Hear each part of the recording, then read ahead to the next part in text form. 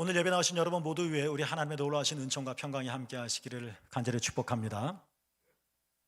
어느 미국 목사님이 쓴 책에서 읽었었던 자기 자신에 관한 이야기인데요. 스토리가 이렇습니다.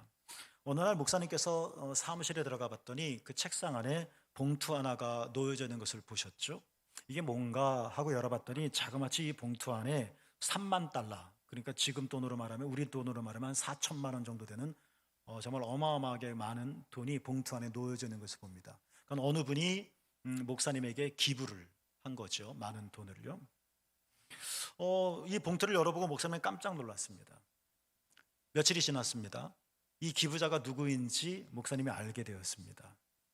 그런데 그후부터 목사님에게 이상한 행동이 하나 나타나게 되었죠. 그것은 뭐냐? 그 기부하신 분, 그 기부한 사람을 보면 계속 피해 다니는 거였습니다. 로비에서 만나면 안 본 척하고 옆길로 빠지는 겁니다. 한 번은 목사님이 볼 일이 있어서 화장실에 들어갔는데 그 화장실 안에 그 사람이 계신 거예요. 그러니까 볼 일이 있어서 들어가려다가 깜짝 놀라서 볼 일도 보지 않으시고 그냥 나왔다는 이야기입니다. 이런 자기의 이야기를 쓰면서 너무나도 괴로운 거죠. 좀 내가 왜 이렇게 살아야 되지? 도대체 뭐가 문제지? 내가 무슨 죄를 진 것도 아니고 내가 이분한테 잘못한 것도 없는데 내가 왜 이분을 피하지? 그것도 화장실에서조차 말이야. 어이가 없고 괴롭고, 그래서 목사님 하나님께 기도했죠. 하나님, 뭐가 문제인 건가요? 왜 이 사람의 얼굴을 보면 나도 모르게 자꾸 피하죠? 그랬더니 하나님께서 이렇게 대답하셨다고 하죠. 그것을 제가 그대로 옮겨왔는데 한번 들어보시겠어요? 너의 문제는 네가 3만 달러를 받기에 합당한 존재라고 인정할 만큼 내 자신을 사랑하지 않는다는 것이다. 너는 지금 그 거액의 기부자가 너를 가까이서 알게 되기라도 하면 혹시 너에 대하여 실망할까봐 두려워하고 있다. 그래서 되도록 그 사람과 마주치지 않으려고 했던 것이다. 만약 이 봉투가 3만 달러짜리가 아니라 뭐 10달러 이 정도였으면 아무 문제가 되지 않았었을 거예요. 근데 3만 달러는 적은 돈이 아니죠. 뭐 일상적으로 이렇게 주고받을 수 있는 돈은 아니지 않습니까? 물론 이 목사님은 잘못 살지도 않았고 이 기부자에게 큰 실수를 한 것도 아닙니다. 그런데 이 사람이 왜 나한테 3만 달러를 줬지? 하는 감사한 마음과 동시에 깜짝 놀라면서 내가 왜 이걸 받아야 되지? 생각이 더 확장되어져서 만약 이분이 나에 대해서 잘 알면, 나의 실체를 알면, 나의 연약함을 알면 당신이 나에게 3만 달러를 줬다는 것을 후회할지도 몰라. 나를 더 안 좋게 생각할지도 몰라. 나에 대해서 실망할지도 몰라. 라는 생각, 이것이 두려움으로 발전을 해서 이분을 자꾸 만나면 얼굴을 피하고 교체하지 않으려고 했었던 거죠. 하나님이 이런 음성을 듣고 목사님이 또 기도를 계속했다고 합니다. 하나님, 그렇군요. 이게 문제였군요. 근데 하나님, 그럼 제가 이제 앞으로 어떻게 해야 되겠습니까? 계속 이 사람을 피해 다닐 수는 없지 않겠습니까? 그리고 이 사람한테 뭔가 땡큐하고 진정한 감사를 표해야 되지 않겠습니까? 하고 기도를 했죠. 그랬더니 하나님께서 목사님에게 또 이렇게 대답을 하셨다고 합니다. 내가 너를 사랑하는 만큼 너도 너 자신을 사랑하는 것을 배우도록 해라. 내가 그렇게 할 때 너는 사람들이 너를 알게 되면 알게 될수록 너를 더 사랑하기를 기대하게 될 것이다. 이렇게 말을 했습니다. 어쩌면 이 이야기는 책에서 읽은 남의 이야기처럼 들려지고 나한테는 뭐 이런 거 없지. 3만 달러 받아본 적도 없을 거고 뭐 이 규모의 기부를 받은 적도 우리는 흔치 않으니까. 그러나 그 정도와 규모에선 적지만 아마 우리는 비슷한 마음 앓이를 해본 적은 누구에게나 다 있을 겁니다.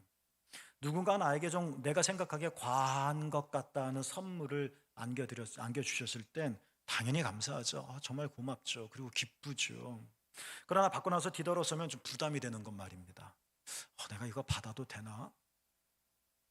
저 사람이 나에 대해서 실망하면 앞으로 생각이 달라지지 않을까?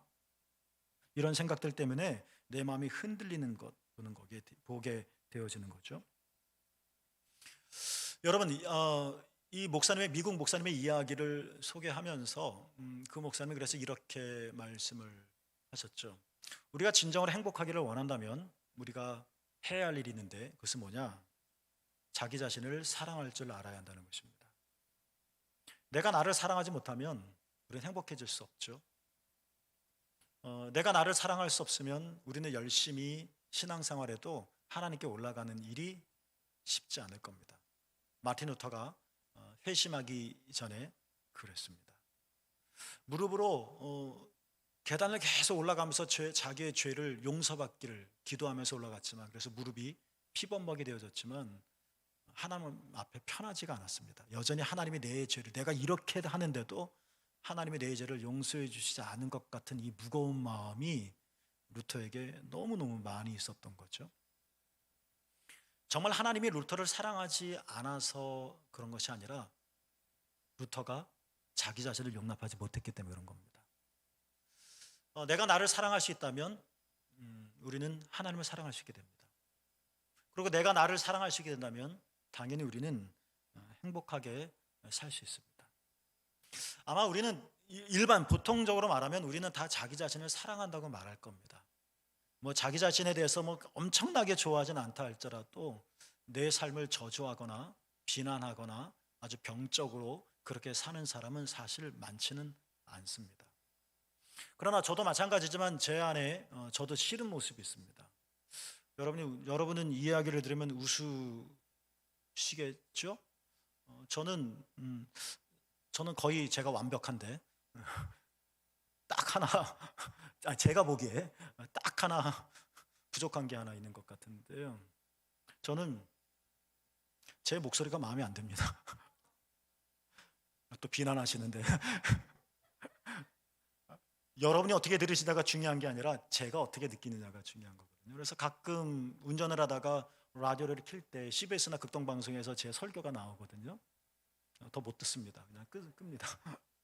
설교의 내용이 탐탁하지 않아서가 아니라 제가 제 목소리를 듣는 게 너무 힘듭니다. 그러니까 제 목소리가 싫으니까 들어야 되는데 들을 수 있는데 안 듣는 거죠. 끄는 거죠. 이것처럼 내가 나의 어떤 한 부분을 용납하지 못하고 자꾸 이렇게 밖으로 내밀면 내 삶은 그만큼 축소되겠죠. 내 행복은 그만큼 줄어들겠죠. 내가 나 자신을 사랑할 때 우리는 그만큼 행복해질 수 있다는 겁니다. 그런데 실제로 우리가 곰곰이 생각해보면 나도 나를 정말 사랑하고 싶은데 잘 안 됩니다. 나를 사랑하는 것보다 같이 사는 강아지 사랑하는 것이 더 쉽습니다. 나는 이렇게 못난 게 많을까? 나는 내 외모가 왜 이럴까? 우리 집안은 왜 이럴까? 나는 왜 이렇게 실력이 없을까? 나는 왜 이렇게 운이 없을까? 이렇게 불만투성이 있나? 이렇게 찾아보면 자꾸 긁다 보면 계속 이렇게 만족스럽지 못한 모습들이 나오는데, 꼬리치며 살랑살랑거리는 이 강아지는 뭐가 이렇게 다 예쁜지, 그렇죠? 나 사랑하는 것보다 강아지 사랑하는 것이 더 쉽습니다. 내가 강아지만도 못한 존재는 아니잖아요. 그런데 왜 정작 나는 나를 사랑하지 못하고 그 이상으로 강아지를 더 사랑하는 걸까요? 우리는 어떻게 내 자신에 대해서, 심지어 나의 실수와 내가 생각하는 이 부끄러움까지도 포함해서 쓰담쓰담 하면서 나 자신을 사랑할 수 있을까요? 그래야 우리는 행복하게 살 수 있는데 말입니다. 그렇죠?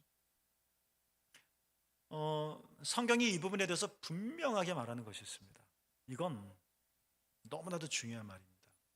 그리고 이것은 성경만이 아니라 일반 인문학에서도 이런 이야기를 합니다. 인문학 이야기가 중요하다는 말씀을 드리려서 하는 말씀은 아니고, 이건 성경의 얘기죠. 이건 종교적인 얘기죠. 라고 그냥 가볍게 치부하실 분이 혹 계실까 봐 드리는 말씀인 건데요. 성경에서 분명히 말을 하고 있는 것이 있습니다. 사도 요한이 요한일서 4장 19절 419 외우기 좋죠? 이렇게 말을 했습니다. 우리가 사랑함은 그가 먼저 우리를 사랑하셨습니다. 여러분이 하나님을 사랑하시려고 애쓸 필요 없습니다. 여러분이 여러분 자신을 껴안으려고 노력할 필요 없습니다. 물론 노력해야 되겠죠. 애써야 되겠죠. 그러나 정말 내가 기대하는 나에 대한 사랑, 내가 원하는 하나님에 대한 나의 사랑, 그래서 내 삶이 행복해지기를 원하는 나의 꿈, 이것이 이루어지기 위해서는 우리가 먼저 해야 될, 우리 안에 먼저 이루어져야 될 일이 있는데, 그것은 뭐냐? 내가 하나님을 사랑하기에 앞서서, 내가 나를 사랑하기에 앞서서, 여러분 뭐라고요? 하나님이 먼저 여러분을 사랑하셨다는 것을 경험하는 것입니다. 하나님이 여러분을 먼저 사랑하십니다. 내가 나를 못마땅해 해서 자꾸 밀쳐내더라도 하나님은 여러분을 먼저 사랑하고 계십니다. 이러한 하나님의 사랑을 내가 내 마음 깊이 경험하고 내 속 깊은 울림을 통해서 내가 체험하게 될 때, 우린 비로소 마음이 열리게 되어지고 긴장된 내 근육은 풀려지고 뻣뻣해진 내 몸은 유연해지고, 그래서 우리는 이 하나님의 사랑이 내 안에 흘러 들어옴을 통해서 나는 하나님을 바라보는 눈이 달라지게 되고, 하나님이 나를 이처럼 사랑하시는구나 하는 것들을 경험하는 순간 내가 나를 보는 시각이 달라지게 된다는 것입니다. 하나님의 사랑이 나를 그렇게 바꾸는 것입니다. 우리는 이 세상은 거의 다 자본주의 사회 속에서는 이런 조건이 통용됩니다. 내가 뭔가를 받기엔 적당한 자격이 되어야 된다는 것, 내가 누군가의 사랑과 인정을 받기에는 적절한 조건에 들어서야 된다는 것, 내가 누군가로부터 인정을 받기 위해서는 어떠한 형편을 갖추어야 된다는 것, 다 조건입니다. 내가 이렇게만 한다면 당신은 나를 인정해 줄 것입니다. 내가 이것을 성취하기만 한다면 당신은 나를 축복하실 것입니다. 내가 이런 사람만 되어진다면 당신은 나를 합당하게 사랑해 주실 것입니다. 이거는 이 세상의 논리입니다. 이것은 자본주의의 법칙입니다. 하나님은 그렇지 않습니다. 하나님은 우리의 형편과 작업과 조건 무엇이든지 상관없이 여러분을 사랑하십니다. 물론 우리가 못하면 하나님은 꾸짖으십니다. 다윗이 죄를 범했을 때 하나님께서 가만히 두지 않으셨습니다. 그러나 그것은 하나님이 다윗을 싫어하고 증오하기 때문에 징계를 내리신 것이 아니었습니다. 하나님이 다윗을 사랑하셨기 때문에 그렇습니다. 그래서 어떤 신학자는 말하기를 사랑의 반대말은 미움이 아니라 사랑의 반대말은 indifference, 무관심이다. 그러니까 하나님이 다윗을 사랑하기 때문에 그런 징계를 내렸다는 겁니다. 하나님은 사랑하는 자에게 징계를 하신다. 여러분, 우리가 기억합시다. 내가 내 자신을 사랑하기를 원하고, 내가 내 자신이 정말 마음에 들기를 원하고, 내가 내 삶을 꽉 껴안기를 원하고, 못마땅해서 자꾸 내치고 옆 사람 바라보고 하는 것이 아니라 내 삶에 흡족해하고, 내가 완전하다는 이야기가 아니라, 내가 100% 흠없이 살아가고 있다는 이야기가 아니라, 나도 나의 어둠과 연약함을 잘 알고 있지만 그래도 이러한 나를 껴안을 수 있고, 그래서 내가 행복할 수 있고, 기독교인으로서 우리가 기본적으로 하나님을 더욱더 사랑하고 싶은데 하나님을 사랑하기를 원한다면, 그것은 내가 하나님의 사랑을 받기 위해서 뭔가를 해야 되는 것이 아니라, 많은 업적을 성취하는 것이 아니라, 공적을 세우는 것이 아니라, 그럼에도 불구하고 하나님께서 나를 사랑하신다는 이 하나님의 사랑을 경험하는 것입니다. 하나님의 사랑을 경험하게 될 때 이 세상을 바라보는 눈이 분명히 달라질 겁니다. 와, 하나님이 나를 이렇게 사랑하셔 하는 것들을 내가 경험하게 되어질 땐 나에 대한 인식이 달라지게 되어질 것입니다. 하나님은 여러분을 사랑하십니다. 하나님은 여러분이 하나님을 사랑하기 이전부터 여러분을 사랑하시고 계십니다. 이 하나님의 사랑을 경험하기를 원합니다. 신앙은 하나님의 사랑을 아는 것에서부터 시작하는 겁니다. 우리는 커피를 마시면 맛있다, 이 향기가 그윽하다 하는 것들을 압니다. 우리는 아주 달콤한 과일을 먹으면 와, 진짜 달다, 우리는 탐복합니다. 하나님의 사랑은 이것보다 더 분명합니다. 여기에 공기가 있습니다. 내가 호흡하기 때문에 공기가 생기는 것이 아니라 공기가 있기 때문에 내가 호흡을 합니다. 내가 뭔가를 애쓰고 몸부림치기 때문에 하나님의 사랑이 내게 몰려드는 것이 아니라 이미 하나님의 사랑은 여러분 가운데 몰려들고 있습니다. 여러분이 부르기 때문에 성령이 이 가운데 가득한 것이 아니라 성령은 이미 이 가운데 충만합니다. 하나님이 먼저 여러분을 사랑하셨습니다. 우리의 마음의 문이 열리기를 축복합니다. 그 사랑에 와락 달려가기를 원합니다. 그 사랑에 내 세포가 녹아지고 그 사랑에 내 몸이 새로워지고 이 사랑에 내 삶이 변화되어지고 하나님이 여러분을 먼저 사랑하셨습니다. 이러한 사도 요한의 고백에 앞서 사도 요한이 오늘 본문에서 12절에서 이렇게 말합니다. 영접하는 자, 그 이름을 믿는 자. 예수 그리스도 이름을 믿는 자는 영접하는 자라는 겁니다. 그리고 이 사람에게는 하나님의 자녀가 되는 권세가 있다라는 고백입니다. 묻습니다. 우리는 예수님을 믿는 사람들이죠. 예수님의 뭘 믿는 건가요? 그분의 성함이 예수라고 하는 것을 믿는 건가요? 그분이 2000년 전에 베들레헴에서 태어났다는 것을 믿는 건가요? 그분이 유대인으로서 이 땅에 구원자로 오셨다는 것을 아는 건가요?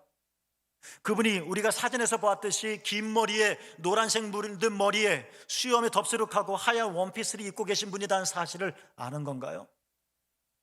그분의 아버지가 요셉이며 어머니가 마리아라고 하는 것을 아는 건가요? 나는 예수님을 믿습니다 할 때 예수님의 뭘 믿는 건가요? 다양한 설명이 있을 겁니다.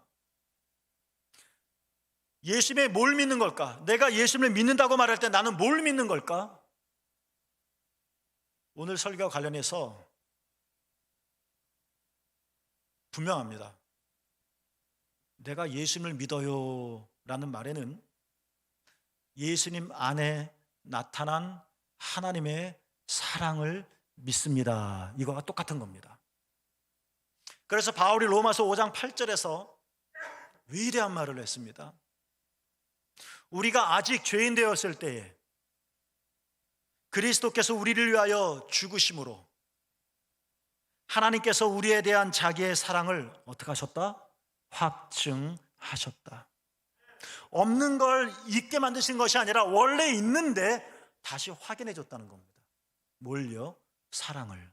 어떤 사랑을요? 우리에 대한 하나님의 사랑을요. 어떻게요? 그리스도께서 우리를 위하여 죽으심으로. 어떤 우리를요? 죄인 된 우리를. 이게 로마서 5장 8절 말씀인데요, 로마서 5장 7절 바로 앞절에는 이런 말씀을 합니다. 바울이 의인을 위하여 죽는 사람이 쉽지 않다, 선한 사람을 위하여 죽는 일이 흔하지 않다, 이런 말을 먼저 하는 겁니다. 우리는 선인과 의인을 존경합니다. 그러나 그들을 위해서 내 자신을 죽음으로 내놓지는 않습니다.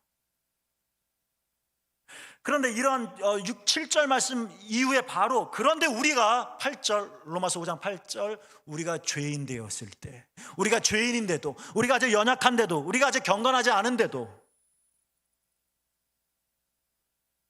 하나님은 우리를 얼마나 사랑하시는지, 우리를 위해서 예수 그리스도를 십자가에 죽게 하심으로 우리의 죄를 용서하여 주시고 우리를 구원하여 주시고 하나님의 나라 상속받게 해주시고 하나님의 자녀가 되게 하시고, 이 모든 것이 다 뭐냐? 얘야 내가 너를 사랑한단다. 여러분 한 명 한 명에 대한 하나님의 사랑의 뭐라고요? 확증이라는 것입니다.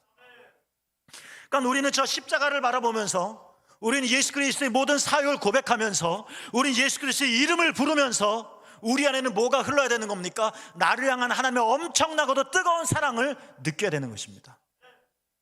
예수님을 믿는다는 것은 바로 이런 것입니다. 성경의 표현은 죄인 되었을 때라고 이야기를 하고 있지만, 죄가 성경에서 말하는 그 죄뿐만 아닙니까? 그것만이 아니라 우리의 삶 자체가 죄이지 않습니까? 우린 죄악 중에 태어나지 않았습니까? 그래서 못마땅한 거지 않습니까? 그래서 마음에 안 드는 거지 않습니까? 그래서 감추고 싶은 건 아니지 않습니까? 그래서 내가 말할 수 없는 것이지 않습니까? 부끄러워하는 부끄러워하는 거잖아요. 내가 내 자신도 부끄러워하고 내가 부끄러워해서 다른 사람 앞에 내놓칠 수도 없는 것, 이게 바로 죄인이라는 것인데, 다른 사람은 보면 인상을 치르고 다른 사람에게 나타나면 화를 내고 나도 만족하지 못한 이 죄인의 모습을 하나님께서 사랑하셔서, 그러한 우리를 사랑하셔서 예수 그리스도를 죽게 하셨다. 우리를 얼마나 사랑하시는지에 대한 하나님의 사랑을 이렇게 확증해 주셨다. 예수님의 이름을 부를 땐 여러분의 심장은 어떻습니까? 예수님을 생각할 때 여러분의 가슴은 얼마나 뜹니까? 예수 그리스도가 여러분에겐 도대체 어떤 분이십니까? 교리적으로 예수님은 구원자이십니다 우리는 말할 수 있을 것입니다. 그 교리의 말은 그리고 지극히 옳습니다. 그러나 그게 전부가 아닌 것이죠. 문자는 죽이는 것이나 영은 살리는 것이라. 예수 그리스도가 정말 우리의 구원자라고 하는 것은 교리적인 승인이 아니라 내 마음의 울림이요 고백이며 내 삶을 떨리게 하는 것이며 그 사랑에 내가 읊조리는 것이며 나를 완전히 뒤엎는 하나님의 엄청난 사랑에 내가 항복하는 것이며 이것이 영접하는 것이고 이것이 그의 이름을 믿는 것이고, 그래서 내가 예수 그리스도의 십자가를 바라보면 하나님이 나를 얼마나 사랑하신가에 대한 감격 속에 내가 항복할 수밖에 없는 것이고, 내가 예수 그리스도의 이름을 부를 땐 그 이름이 나를 얼마나 사랑하는가에 대해서 내가 그분 앞에 자복할 수 없는 것이고 녹아질 수밖에 없는 것이고, 하나님은 여러분을 먼저 사랑하십니다. 이 사랑을 내 가슴팍에 닿게 되어질 때 비로소 우리는 하나님을 사랑하게 됩니다. 내가 애써서 내가 수고해서가 아니라 하나님의 사랑을 내가 알게 되는 그 순간 우리는 하나님을 사랑하게 되어지고 더 나아가 나 자신을 사랑하게 되고, 내가 이런 존재구나, 용서받은 존재의 축복을 알게 되어지는 것이죠. 그리고 이웃을 사랑하게 되고 세상을 사랑할 수 있게 되는 겁니다. 우리의 신앙이 얼마나 말로 흐르고 있고 말장난이 아니라 우리의 신앙이 얼마나 교리에 멈추고 있는지, 우리는 사도신경을 고백하죠. 기독교 역사 속에서 사도신경이 만들어진 때가 있었습니다. 우리는 사도신경을 고백합니다. 그러나 기억해야 할 것은 뭐냐? 사도신경보다 먼저 있었던 것이 있습니다. 사도신경의 내용의 고백을 할 수 있게 만들었던 어떤 사건이 먼저 있었다는 겁니다. 이 사건이 있었으니까 이 사건, 이 영적인 체험을 뭔가 다른 사람에게 전해주고 예배 시간에 공적으로 고백하기를 원해서 교리화한 것이 사도신경입니다. 교리보다 사건이 먼저 있었다는 겁니다. 그런데 우리가 이 사건은 잊어버리고 교리만 붙들고 있다면 그것은 죽은 신앙인 거겠죠. 사랑하는 생명교회 여러분, 하나님이 먼저 여러분 모두를 사랑하십니다. 이것을 내 심장이 알고 여러분의 몸이 경험하게 되기를 주님의 이름으로 축복합니다.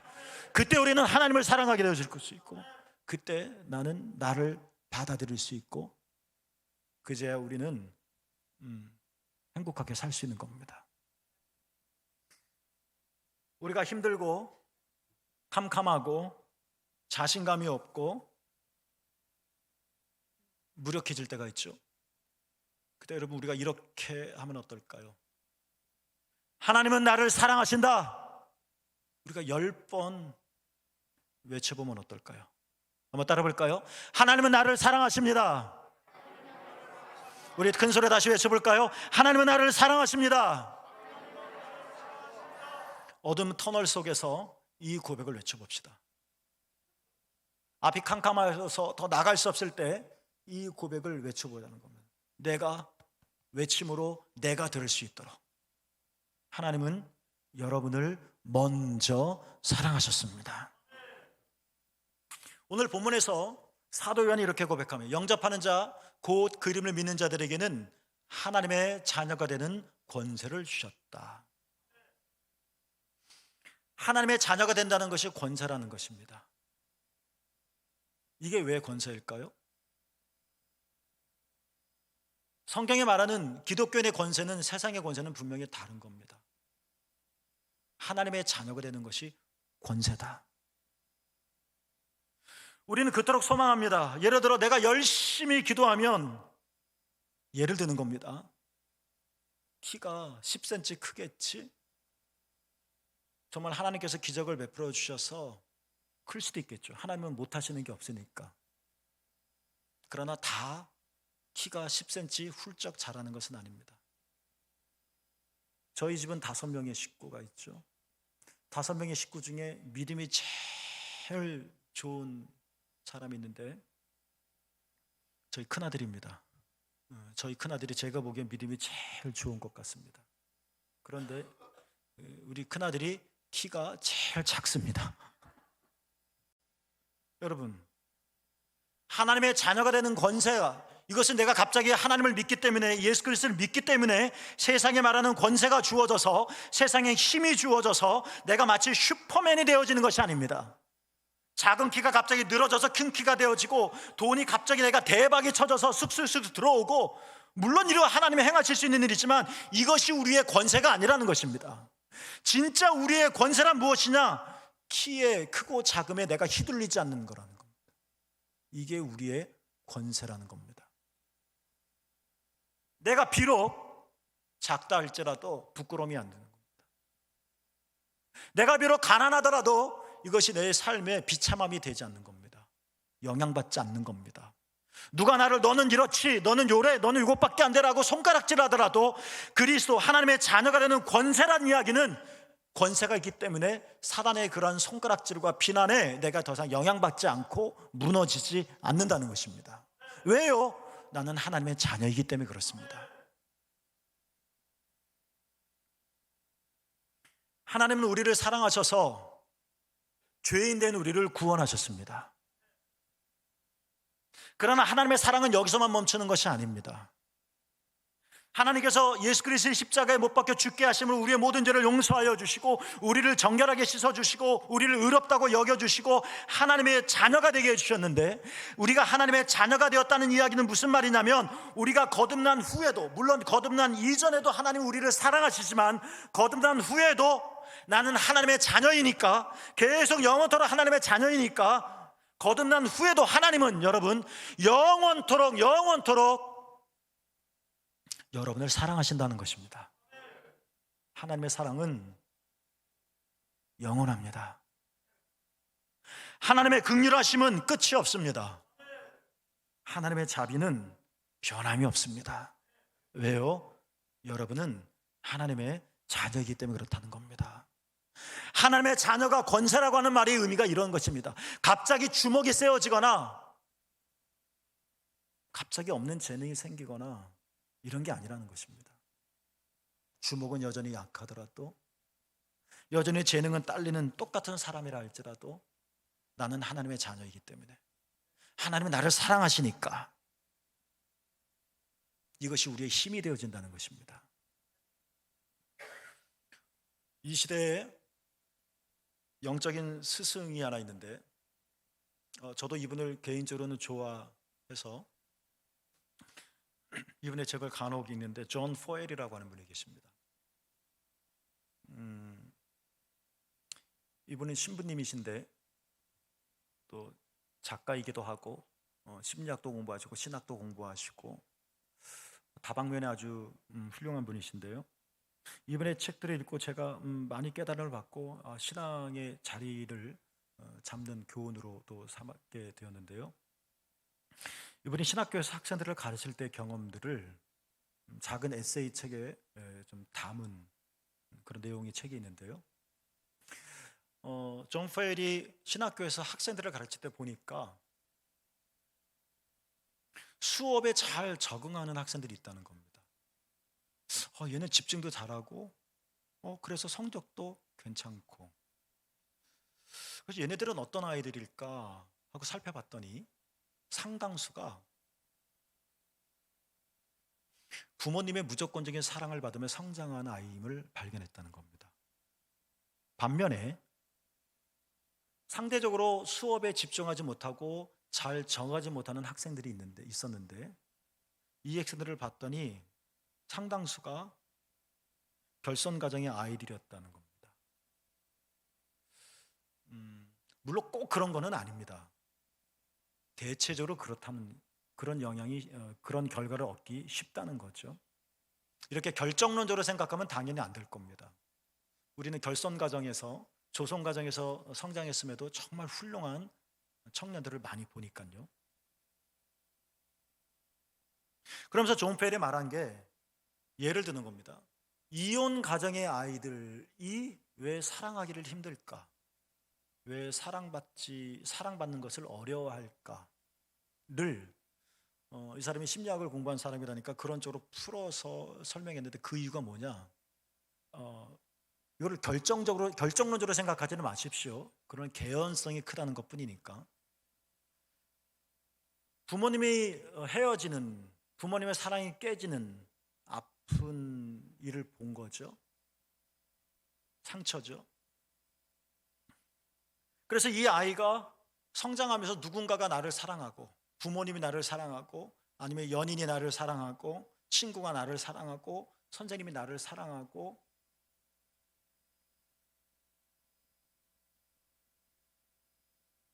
이런 사랑을 받을 때 부모님의 깨어진 아픈 사랑을 알기 때문에 이 사랑도 곧 깨어지기 쉽겠구나라는 생각이 많다는 겁니다. 그러니까 사랑을 받은 사람이 어찌됐든 부모님의 사랑을 그만큼 받지 못한 사람보다 더 많은 삶의 생계를 얻는다는 것은 어찌됐든 맞는 말입니다. 그런데요, 여러분, 그러면 좋은 부모 만나면 다 성공하고 그렇지 못하면 다 불행할 수밖에 없겠느냐라는 겁니다. 그렇지는 않습니다.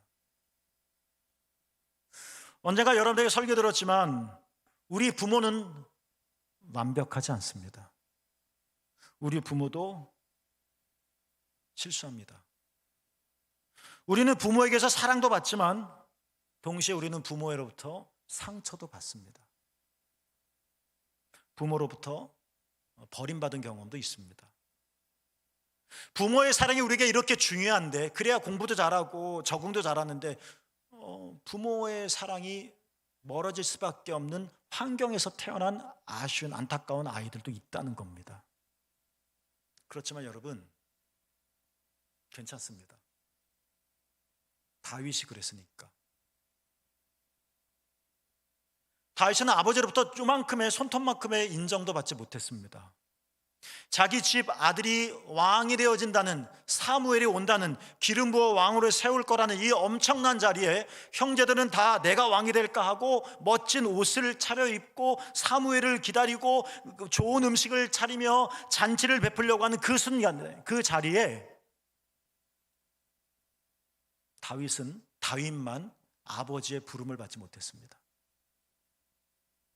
그때 다윗은 목동의 옷을 입고 들판에서 양을 치고 있었습니다. 아버지 인정 못 받았습니다. 법적인 아버지 사울, 사랑하기는커녕 사울을 죽이려고 달려들었습니다. 말씀드렸듯이 다윗의 어머니도 마찬가지였습니다. 다윗이 그렇게 어렵고 힘들고 광야에서 살고 부모님이 그립고 고향이 그립고 집에 가고 싶고 아프고 괴롭고 배고프고, 성경에 어느 한 구절도 다윗의 어머니가 나타나서 그 여린 다윗을 위로해 줬다는 얘기 한마디도 안 나옵니다.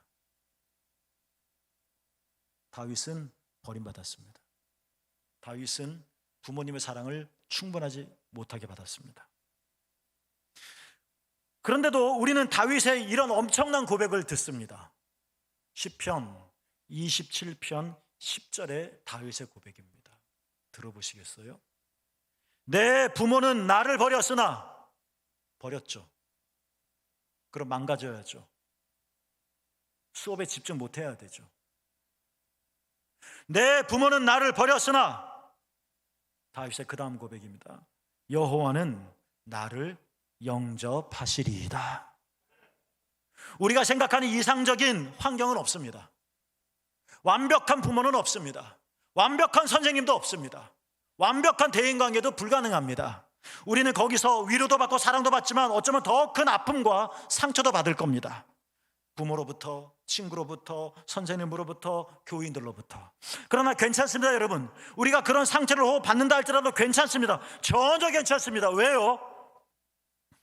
내 부모가 혹 나를 버리는 일이 있다 할지라도 하나님은 여러분을 영접하실 것이니까 말입니다. 바로 이 하나님의 영접하심, 하나님의 사랑하심을 가슴으로 뜨겁게 느꼈던 다윗이었기 때문에 그는 부글부글 끓는 분노를 이길 수 있었고, 광야에서도 희망을 품을 수 있었고, 하나님의 마음에 합한 자가 되었고, 이스라엘의 성군이 되었습니다. 하나님은 여러분을 먼저 사랑하십니다. 하나님의 사랑은 우리를 구원하시는 그 순간만이 아니라 여러분을 자녀로 삼으셨다는데, 이 자녀가 되었다는 이야기는 뭐냐면 하나님 나라가 이를 때까지 하나님은 영원토록 여러분을 사랑하신다는 것입니다. 세상이 여러분은 흔들 수는 있겠지만 하나님의 사랑 안에 있는 하나님의 자녀인 여러분을 무너뜨리지는 못할 것입니다. 막다른 골목에 이른 것 같고 더 이상 앞으로 갈 길이 없어 막힌 것 같아도 하나님은 여러분을 끝까지 사랑하시기 때문에 여러분이 갈 길을 여실 것입니다. 하나님께서 태어난 거듭난 하나님의 자녀가 된 사람은 사도 요한의 말처럼 세상을 이깁니다. 세상을 이기는 우리의 믿음은 예수가 그리스도이심, 예수가 하나님의 아들이심을 믿는 믿음이라고 했는데, 이 말의 의미는 하나님이 우리를 그리스도 예수 안에서 사랑하신다는 믿음인 것입니다. 하나님의 사랑을 받는 자, 하나님의 자녀가 된 여러분, 여러분의 영혼은 잘 될 것입니다. 여러분은 범사에 형통할 것입니다. 실패하는 일이 있다 할지라도 모든 것이 합력하여 선을 이뤄나가 주실 것입니다. 하나님께서 마침내 영원한 하나님 나라로 여러분을 이끄실 것이고 영광의 멸관을 씌워주실 것입니다. 왜냐? 여러분은 하나님의 자녀이기 때문에 그렇습니다. 여러분을 향한 하나님의 사랑은 영원하며 끝이 없을 것입니다. 이 하나님의 사랑으로 하나님의 자녀된 권세를 가지시고 승리하시는 샘물교 여러분 모두가 되기를 주님의 이름으로 축복합니다. 기도하겠습니다. 영접하는 자, 곧 그 이름을 믿는 자들에게는 하나님의 자녀가 되는 권세를 주셨음을 믿습니다. 내가 예수님의 이름을 부를 때 나를 향하신 하나님의 사랑을 느끼게 하여 주시옵소서. 내가 하나님의 자녀가 되었으므로 주님은 영원토록 나를 지켜주시고 나를 사랑하시며 나를 인도하시고 나에게 자비를 베풀어 주실 것입니다. 주의 인자하심은 끝이 없습니다. 세상이 나를 흔들어도 나는 요동치지 않을 것입니다. 주님의 사랑 안에서 평화로이 걷게 하여 주시옵소서. 예수님의 이름으로 축복하며 기도하옵나이다. 아멘.